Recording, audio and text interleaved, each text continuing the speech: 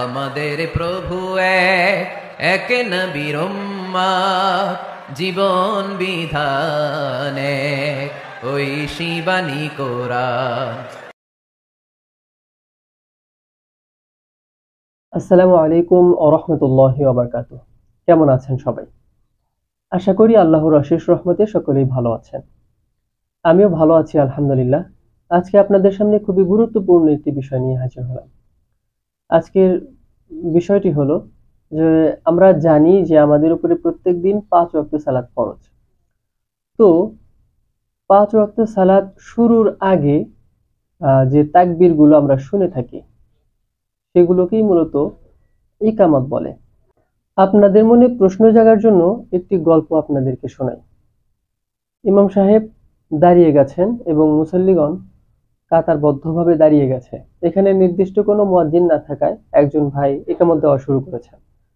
ইকামত দিচ্ছেন তিনি এভাবে, আল্লাহু আকবার, আল্লাহু আকবার, আশহাদু আল্লা ইলাহা ইল্লাল্লাহ, আশহাদু আন্না মুহাম্মাদুর রাসূলুল্লাহ, হাইয়া আলাস সালাহ, হাইয়া আলাল ফালাহ, ক্বাদ কামাতিস সালাহ, ক্বাদ কামাতিস সালাহ, আল্লাহু আকবার, আল্লাহু আকবার, লা ইলাহা ইল্লাল্লাহ। এভাবে ইকামত দেওয়ায় পেছনে থাকা অন্য মুসল্লিগণ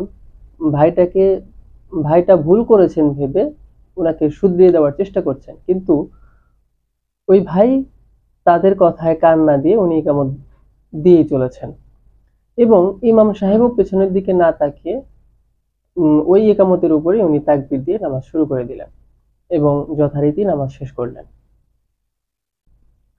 এরপরে নামাজের শেষে তাসবিহ তাহলিল পড়ার পর সবাই যখন নামাজের জায়গা থেকে বের হয়ে গেল, বের হওয়ার পর সবাই বলাবলি করছে যে ওই ভাই যিনি ইকামত দিলেন উনি তো আজানের বা ইকামতের শব্দগুলো, বাক্যগুলো একবার করে পড়লেন, অথচ ইমাম সাহেব এটার ভুল শুধরে দিলেন না কেন?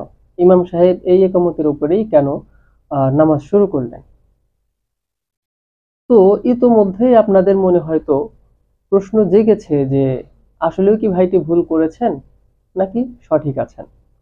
মূলত আমরা এটিই জানার চেষ্টা করব যে ইকামতের শব্দগুলো একবার নাকি দুইবার, একবার দেওয়া ভুল নাকি দুইবার দেওয়া ভুল।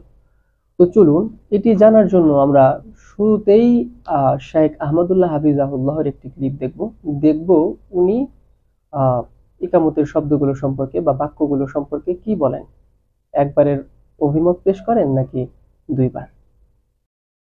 আমার প্রশ্ন করেছেন, সৌদি আরবের একামত বা একবার উচ্চারণ করে দেশে দুইবার উচ্চারণ করে কোনটা সঠিক?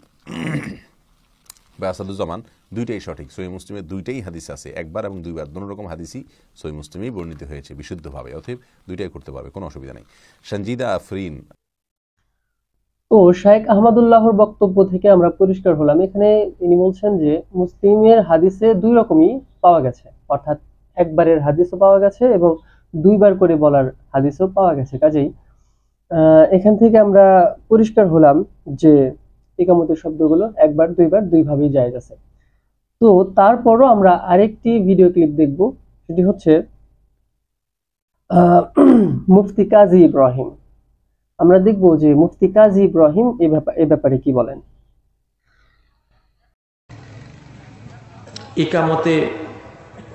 ইকামতে বাধ্যগুলি কি একবার না দে? একামতে শব্দগুলি লিখতে মানে ভুল লিখেছে, শব্দগুলি একবার না দুইবার করে বলতে হবে। একবারের রেওয়ায়েত আছে বেলাল রাদিয়াল্লাহু রেওয়ায়েতে, উমিরা বেলাল আন ইয়াশফা আল আযান ওয়া ইউতির আল ইকামা, সহিহ বুখারী হাদিস। আর আবু মাহজুরের রেওয়ায়েতে আছে একামত দুইবার, দুইটাই সহিহ। একদল বলবে হাইয়া আলাস সালাহ, হাইয়া আলাল ফালাহ, একবার একবার। আরেকদল বলবে হাইয়া আলাস সালাহ, হাইয়া আলাস সালাহ, হাইয়া আলাল ফালাহ, হাইয়া আলাল ফালাহ, দুইবার দুইবার বলা। এটা আছে আবু মাহজুর রাদিয়াল্লাহু আনহু, নবীজির আরেক মুয়াজ্জিন, তার বর্ণনায় একবার আছে বেলালের বর্ণনায়, দুইটাই সহিহ। এটা নিয়ে কোনো বিরোধ তৈরি করা যাবে না, কারণ এটা আমার কি, এটা কি আমার বাপের জমিদারি? এটা হাদিসের কথা, হাদিসে দুইভাবে পাইছি, দুইভাবে যেভাবে আমল করি আমি রাইট। আমি কি রাইট, কোনো গন্ডগোল নেই।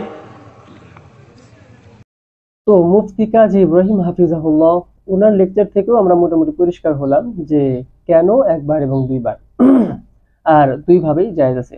তারপরও আমরা আরেকটি ক্লিপ দেখব, সেটি হচ্ছে ডক্টর মোহাম্মদ সাইফুল্লাহ, দেখি উনি এ ব্যাপারে কি বলেন।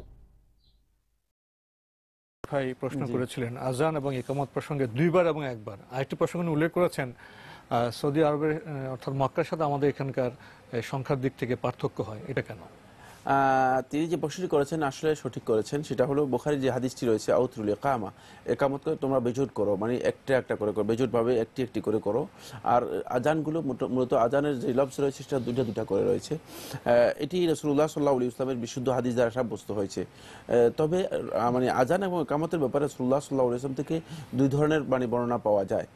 আবু মাহজুরা রাদিয়াল্লাহু তাআলা আনহু বর্ণিত একটি হাদিসের মধ্যে একামতের ক্ষেত্রেও দুইবার করে উল্লেখ করা হয়েছে।